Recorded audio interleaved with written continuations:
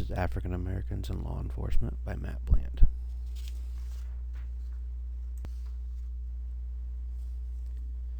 African Americans have suffered through oppression and segregation throughout most of the history of the United States. At many times through their brief history of this country, they have been limited in the careers that they are allowed to pursue as well. Law enforcement has not been immune to this oppression within their ranks. However, in many cases, it seems that law enforcement was opening doors for African American personnel as well as female personnel a little sooner than a lot of other occupations. Within law enforcement, there has always been a need for peace officers to have personnel that can relate to the communities that they are serving.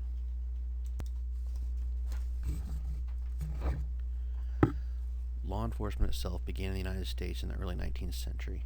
In 1844, the first preventative and organized police department was established in New York City. Prior to this, most law enforcement was done by loosely organized night watches of citizens or militias. After 1844, law enforcement was in almost all large cities and in some small cities, and it became the norm. By the 1860s, the principle of preventative policing had been widely accepted. Formal police forces were established and funded.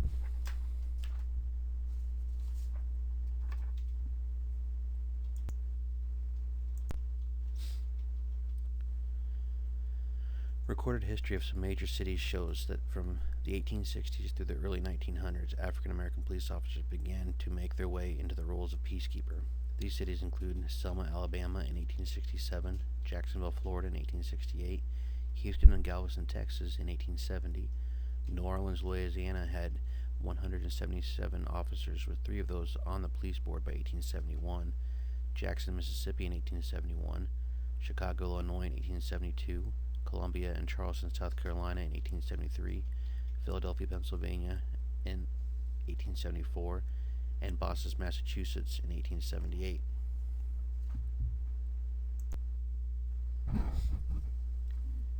In 1870, William Johnson of the Jacksonville, Florida Police Force became the first African American police officer recorded to lose their life in the line of duty. Surprisingly, New York City began the hiring of African Americans a little later. In 1891, Willie G. Overton was the first African American hired by the New York City Police Department, and later in that same year, Samuel Jesse Battle was hired as the first African American police officer after the boroughs had been incorporated. In 1916, the Los Angeles, California Police Department hired the first known African American female police officer. Her name was Georgia Ann Robinson. Dr. Lewis Tompkins Wright became the first known African American police force surgeon in the United States. He was hired by the New York City Police Force in 1928, and he later became the chairman of the NAACP. In 1941, William B. Lindsay was the first known trooper in the United States and served with the Illinois State Police Force. In 1966, Lucius Amerson became the first recorded sheriff in the South since Reconstruction began, and this was in Macon County, Alabama. And in 1988, William L. Williams of the Philadelphia, Pennsylvania Police Department became the first recorded African American police commissioner of the United States. African Americans have been serving in law enforcement not merely in city and state agencies, but federally as well. In 1875, Bass Reeves was appointed as a deputy U.S. Marshal. He was a former slave and was recruited for his knowledge of Native American tribal languages and his extensive knowledge of the Texas and Oklahoma lands. He became a genuine legend within the Marshal Service for his ability to single-handedly take down a fugitive. The Federal Bureau of Investigation has their own storied history of early African Americans serving within their ranks as well. It was not until the early 20th century that they began to serve within the FBI, however. James Wormley Jones joined the Bureau in 1919 after a brief career as a Washington, D.C. area police officer and time serving within the military. In 1921, James Amos joined the FBI. He was a former bodyguard to President Theodore Roosevelt. Amos was also the longest-serving agent of all the early African Americans hired, serving 32 years within the Bureau. Earl Titus joined the Bureau in 1922 and became an excellent undercover agent. In 1923, Arthur Lowell Brent was hired on by the FBI after 2 years of service with the Justice Department. And in 1922, Thomas Leon Jefferson joined the Bureau. He was a very experienced investigator for a detective agency out of Chicago, and his skills served him well in the FBI. Even though African Americans were starting to enter the law enforcement agencies in the United States, and their numbers were increasing. Discrimination and segregation still abounded. In many areas, the African American law enforcement officers began to form fraternal organizations to be a part of and look out for one another. These organizations were founded and formed as a means of protection of their best interests, much in the way unions are there for laborers. The National Black Police Association, or NBPA, was founded in November of 1972 as a not-for-profit corporation in Illinois as a result of an historic meeting in St. Louis, Missouri. At this meeting, there were 13 African American peace associations with representatives from many cities and many states. Today, the NBPA serves 5 regions in the United States, and these regions operate out of a regional office. They hold policy meetings and annual conferences, allowing for officers across the country to network with one another. Their mission statement is to increase the awareness of the community, to be the conscious of the criminal justice system, and to enhance the quality of life in the African American community. Their absolute main goal is to aid in training African American peace officers to be the advocates for their community. The National Organization of Black Law Enforcement, or NOBLE, was founded in 1976. One of the founding members was Lucius Amerson, who was also the first African American sheriff that was also mentioned earlier. They had been formed to ensure that the equity and administration of justice, the public service to all communities, is served. They have many objectives and goals, with a few of them being things such as to learn continuously from the collective knowledge of its members, ensure long-term stability of African American law enforcement officers, promote attitudes that permit adaptability to changing demands of African American law enforcement, and unify African American officers, act as a lobbying body for African American law enforcement, and foster communications between African American law enforcement and their communities. The National Association of Black Law Enforcement Officers, or NABLEO, was formed fairly recently. In 2002, almost 40 organizations enveloped one another to form NABLEO. Their main goal is to serve as an advocate for the concerns and issues of law enforcement officers of color throughout the United States. It is also a nonprofit surviving on dues of their members within its organization. Their biggest goal, like the other 2 organizations, is to better serve their communities as law enforcement officers. NABLEO has established youth service organizations, created enhanced training opportunities for officers, and they strive to improve the quality of life of the citizens within their communities.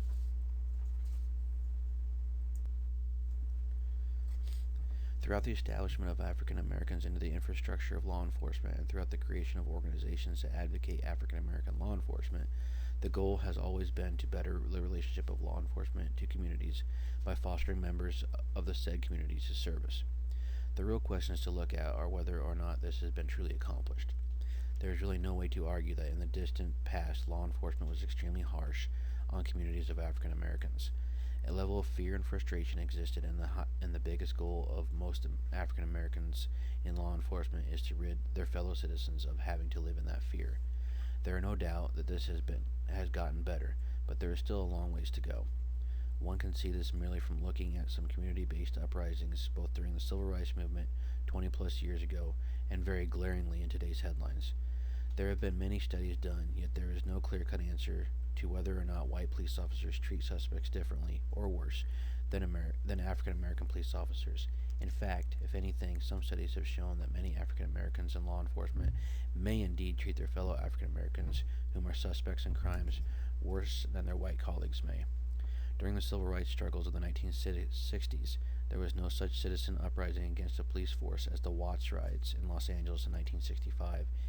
In an essay penned in 1966, the author goes to great lengths to emphasize that the police and all of their actions were absolved by reports and official documents.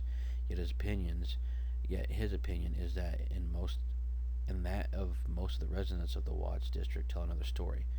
The reports all told the stories such as 26 deaths in the riots were ruled justifiable homicides. But what the reports do not say is what exactly is considered a justifiable homicide. The reports do say that 1 fireman died, 1 deputy sheriff died, and 1 Long Beach police officer died. But the reports do not say how many African Americans were killed by police officers and guardsmen. The reports do say that of the 1,032 people reported injured, 90 were police officers, 36 were firemen, 10 were National Guardsmen, and 23 were from miscellaneous government agencies. Yet the report should not say that 85% of the people injured were African American citizens. That math must be done on one's own. The reports also say that of the 3,428 people arrested during the riots, 1,164 had only minor criminal records, and 1,232 had never been arrested before. These statistics become even more startling when the times are taken into consideration. At this point in U.S. history, especially in areas such as the Watts or Harlem, New York, etc., African American citizens were arrested for such minor infractions as talking to a police officer, quote, inappropriately. Therefore, the 1,164 people with minor arrest records could also be bogus. The Watts riots took place well before African American police officers had come together to form organizations to help better serve their communities.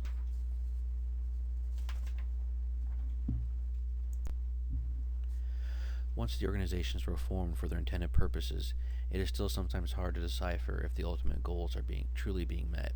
Case in point, the Rodney King riots, also in Los Angeles, that were almost 30 years after the Watts riots and almost 20 years after African American police officers began to organize. In March of 1991, Rodney King was beaten by police officers in Los Angeles after a high-speed chase with the police. King was eventually stopped and, in resisting arrest, was brutally beaten by police. This beating was videotaped by a citizen from the balcony of their apartment.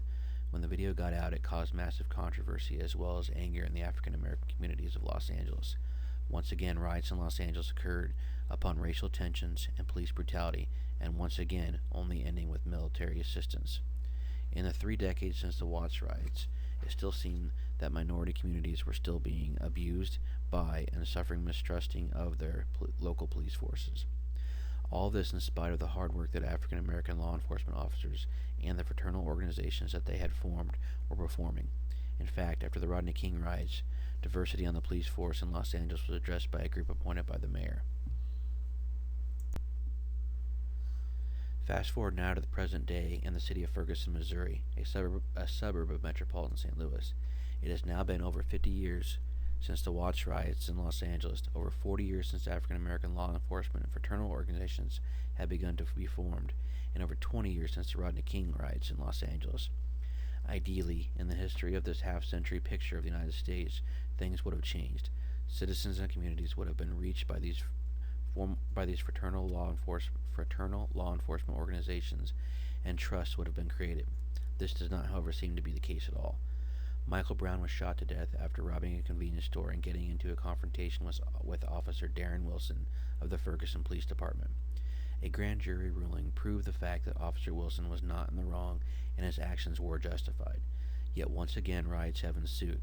The community has been destroyed, trust of police is at an all-time low, and racial tensions have exploded.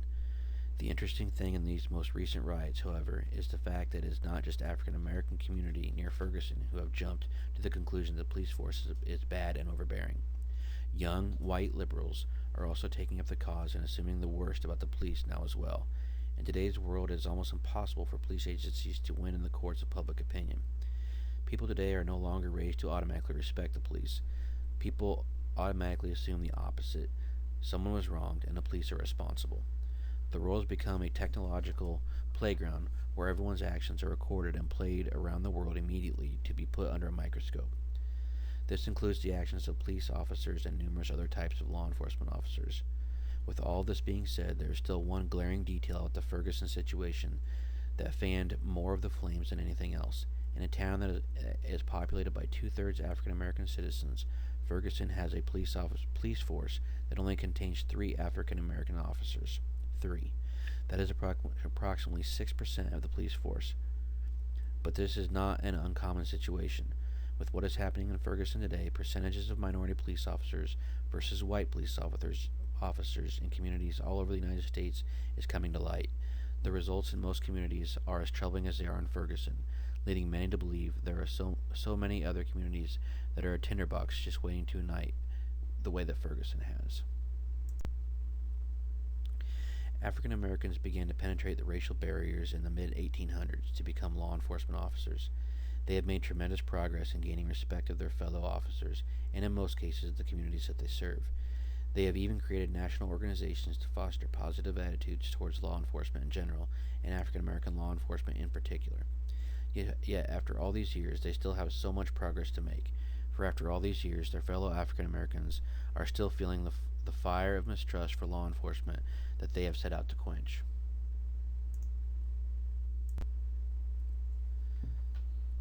Thank you for taking the time to view this